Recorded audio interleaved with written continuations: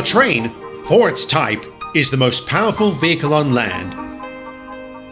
And the engines of Sodor are the power behind the docks, industries and branch lines that make up the world-renowned Northwestern Railway.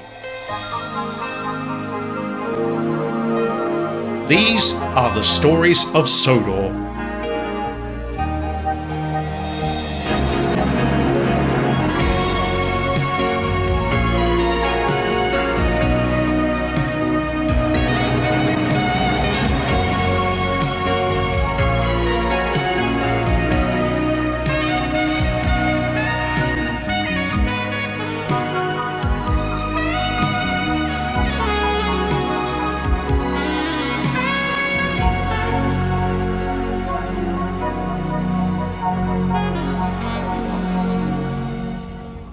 It was a long and arduous time following the end of the Second World War.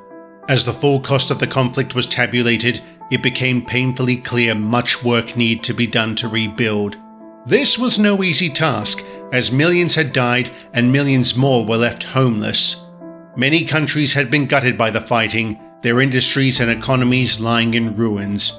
These national tragedies were compounded by the infinite number of personal losses.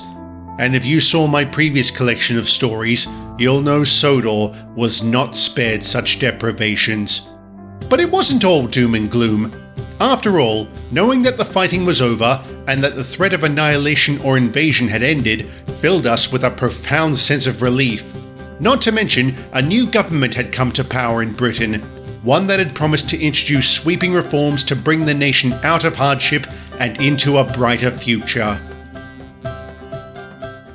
It is a terrible idea, Toby. How can you say that? One word at a time. Oh, very witty, Gordon. What are you two banging on about? This ill-conceived welfare system the government wants to introduce. I think it sounds like a good idea. If by good idea you mean incentivizing slothfulness, it's providing support to those who need it, like the unemployed, the sick, the war veterans. Surely you can't be against supporting our returning servicemen, Gordon. Of course not. But they did something special to earn such consideration. And as to the unemployed, if they receive payment for doing nothing, what's their motivation to find work? And the sick? Those suffering from debilitating illness? Should they be left to suffer alone? No, I suppose not. I still think it's going to cause problems. Well, I suppose I better get this train over to Barrow. Before you go, Gordon, I need to ask, have you heard what's over there right now? No. What?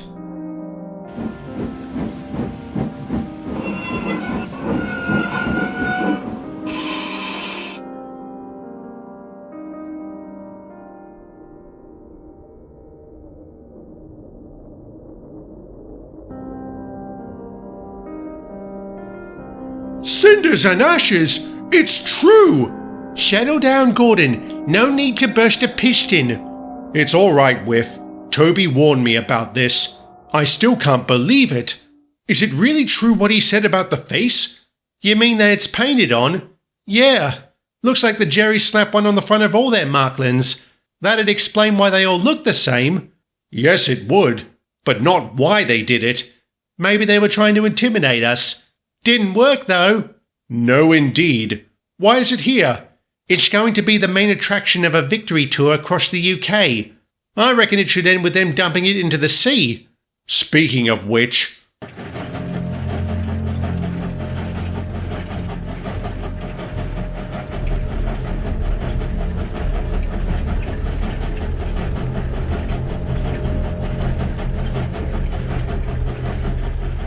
What?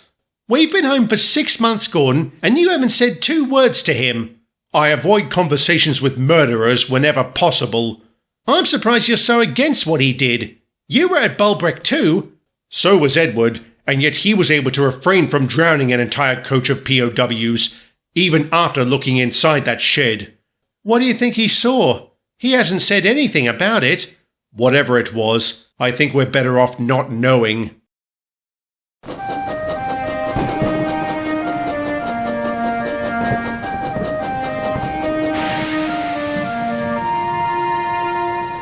Oh no, there is no way.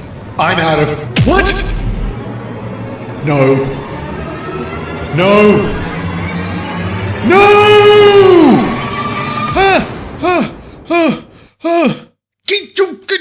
Oh, Edward, don't do that.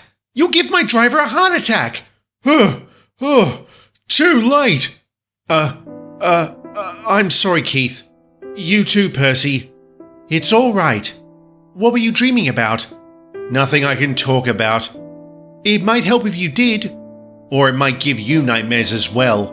I won't let that happen to you. I can't tell whether that's selfless or just stupid. As tactful as ever, James. You don't need tact, Edward. You need help. If not from us, then someone. Who? How about Mickey? That's right. He's a professional counselor. It might help if you talk to him. I don't know. What's the worst that can happen? Nothing changes. Trust me, Edward. Talking about trauma does help. Even the tiniest bit. All right. I'll go see Mickey. Brilliant. If you like, I can cover your first train so you can see him nice and early. That'd be great. Thanks, old chap. No worries. Crikey, Edward. No wonder you're having nightmares. They got worse after I heard how many people were killed the day we took Bulbreck. 126. 126 people butchered in a single morning. Do you feel guilty about that? I don't know.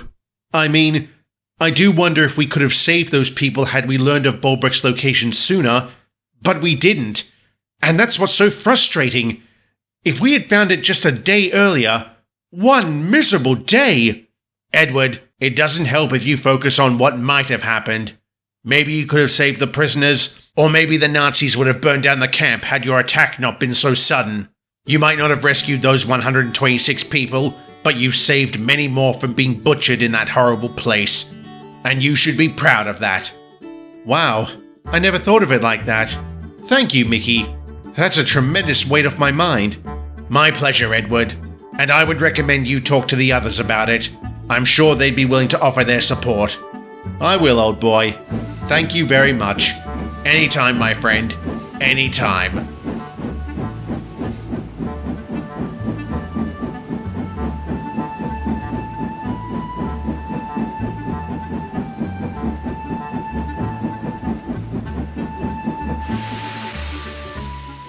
Ah, good morning, Adam. Morning, Edward. You're rather cheerful. Oh, I just spoke to Mickey. Counselling? Yes. How'd you know? Percy mentioned it when I saw him earlier. A jolly good idea, I said. Have you seen him at all? No, but then I haven't been having nightmares. I wonder why. We experienced the exact same trauma. Are you talking about Bulbreck? Yes. Horrible what happened there. Good thing I decided to do something about it. I wouldn't exactly call it humane. Justice rarely is humane. I certainly wouldn't call it justice. So now you have a problem with it? You said nothing at the time, and I was wrong not saying anything. You were wrong drowning those prisoners. If I was so wrong, Edward, how come you're the one having nightmares and not me? Silence again, You don't feel any remorse for what you did? None. Then perhaps you should be at Nuremberg with all the others. Go to hell, Edward!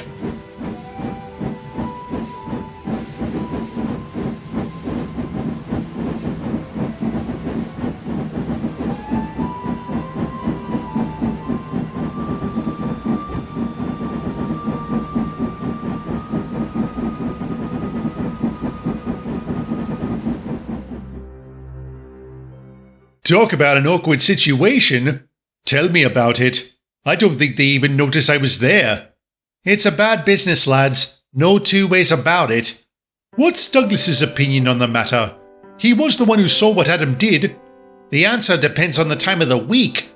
One day, he's chastising Adam for stooping to the Nazis' level, and then the next, he's raging that he didn't have the nerve to do it himself. I heard he and Henry have had a couple of run-ins since they got back. Aye, Dougie blames him for Lily's death. Why? From what I understand, it wasn't his fault. I don't know. I've tried to calm him down, but it's hardly made any difference.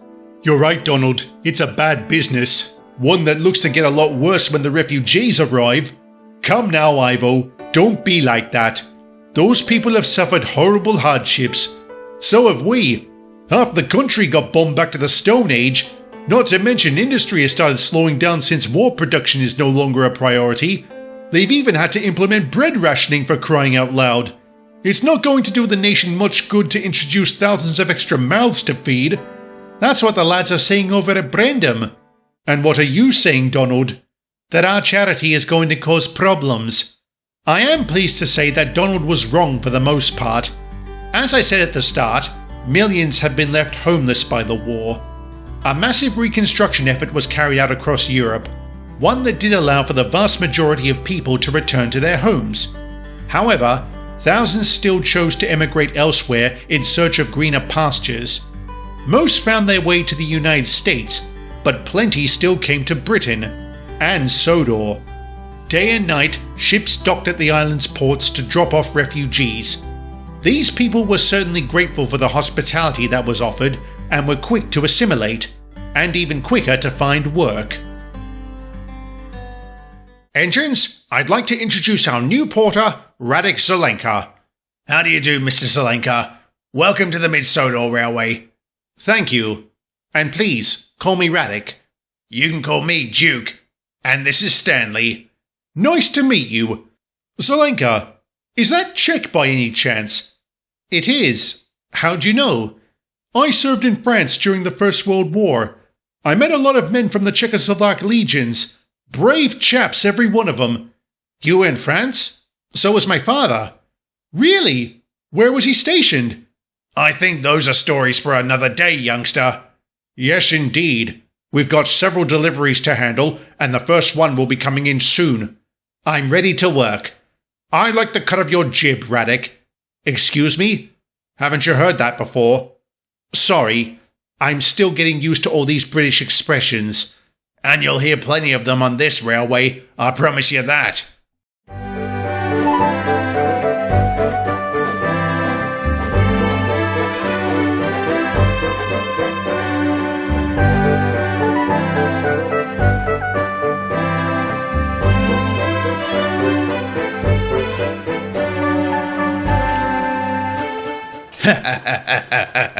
So the lamp's finally come home. Where'd you find it? It just showed up outside Mr. Zorro's office this morning. He figured since you lot had it last, you should have it back. Thank you very much for that. I'll tell you what, we nearly rolled off our rails laughing when we heard it had turned up in Africa with your platoon. We were in disbelief too, especially after we heard something happened up at the slate quarry. We were tempted to send it back. There was no need. What happened that day wasn't bad luck. It was just carelessness. Wasn't it, Falcon? Yes, Grandpuff. At any case, I'm glad you kept it. You lads needed it more. It might be why most of you came back. It would have been better if we all had. All right, Adam. Your train's empty. Cheers.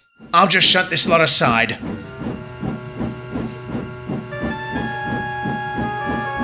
Wait! Stop! Stop! What? What is it? There's something on the track behind your train. What sort of something? It looks like a pipe. I don't see nothing, but I'll go have a look. Blimey. Well, Morty? Yeah, there's something here. Nice to see the lucky lamp hasn't lost its touch. I'm sorry, lucky lamp? Is that another one of those British expressions you talked about, Duke? No, Radek. This is something else entirely. Sorry, Radek, was it? Thank you for preventing a derailment. I didn't fancy the idea of being trapped in a siding all day. Not a problem, Adam. After word got around of his involvement in preventing a derailment, Radek became quite popular and distinguished himself as one of the hardest workers on the MSR. He made friends with everyone, man and machine. He also shared his experiences during the war, how his family were driven from their farm by the Nazis. And during the Christmas pageant that year, he delivered a heartwarming speech thanking the people of Sodor for providing refuge. And before we knew it, 1946 had come. This was a rather interesting year, as the groundwork began to be laid for some of the aforementioned government reforms. I'll elaborate on the specifics in a future story, but for now, suffice to say, there were a few concerns, especially amongst the coal industry, and I'm sorry to say that the aftermath of a routine inspection began a series of very unfortunate events. You don't look happy, Billy. I'm not. We had a visit from the Coal Commission today. They were assessing the mine for when it becomes nationalized in July. It didn't go well? Yes and no. They were impressed by the volume of coal we put out, but they weren't too thrilled about having a convicted felon acting as the assistant foreman. Who's that? Me. You? I used to be a demolitions expert, but I did something stupid back in 1938 and got sent inside for it. I lost my license too. But your boss was kind enough to pull some strings that got me the job at Marston Heights. Well, you helped me once, so it was only fair. But getting back to the inspection, are you worried you'll get sacked when the mine goes national? It's possible, but there's a bigger problem. If I do get the boot, I might not be the only one. The inspector said there may have to be layoffs if the mine's to be economical after the takeover. As many as 100 of the lads might be put out of work. That's rubbish! How can they expect a mine of your size to operate without a third of its workforce? Buggered if I know. But needless to say, the lads aren't too happy about that. Some of them began joking if the inspectors ever take the train, we should pull an Adam on them. You Brits and your expressions. I don't think I'll ever get used to them. Oh, you don't know about that? Know about what?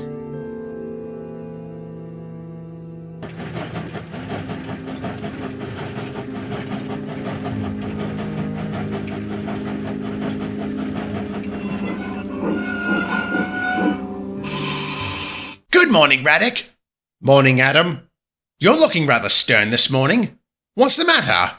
I was told some very disturbing information about you last night. Did you really shove a coach of POWs into the sea? Yes. You admit that? Of course I do. It's no secret. Everyone on the island knows about it. And I don't just mean Sodor. I'm surprised you only just found out. So am I. I'm also disgusted that you don't regret what you did. Why would I? They were Nazi scum. How many people did they torture and kill before I finally gave them their comeuppance? Why are you so put out by what I did? The Germans brutalized Czechoslovakia, didn't they? Yes, they did. But during the final months of the war, as they got desperate for manpower, they began conscripting Czechs to fight in their armies, including my brother. Your No. Yes, he was one of the Nazi scum you drowned at Ostend.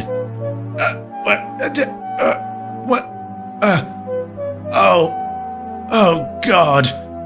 Radek, I'm so... Don't say a word, Adam. It won't change anything.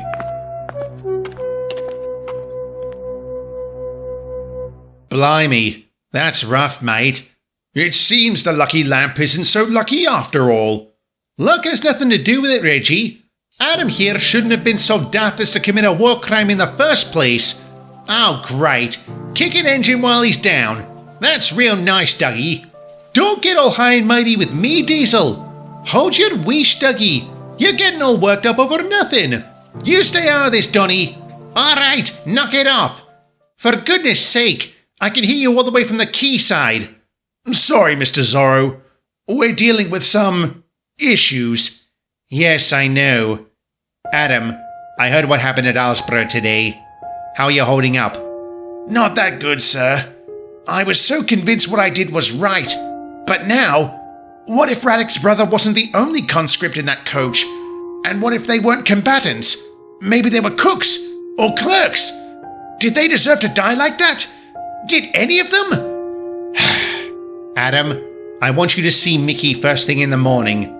He's worked wonders on everyone else in your platoon. I'm sure he'll be able to help you too. Yes, sir. Thank you, sir. You're welcome. Now, changing the topic, the reason I've come over here is to tell you something very important. As is painfully obvious, Colin and Lily's death means we're down 2 engines. The Nor'easters have been graciously helping us out, but it's become apparent we need our own designated shunters. To that end, I've arranged for a pair of new engines to join our crew. You're replacing them, sir? I'm sure you can appreciate why, Douglas. We will need the help, and when the nationalization of the railways takes effect, we have to be at full strength. The engines I've lined up have good records. I want you all to make them feel welcome when they arrive next week. Is that understood? Yes, sir. Good. The middies soon told us about the replacement engines they'd be getting. Their feelings were rather mixed on the matter, as they were worried the newcomers might make us forget their predecessors. Likewise, we Norrisers were rather ambivalent when we were told we'd finally be getting a new director. But that is a story for another day.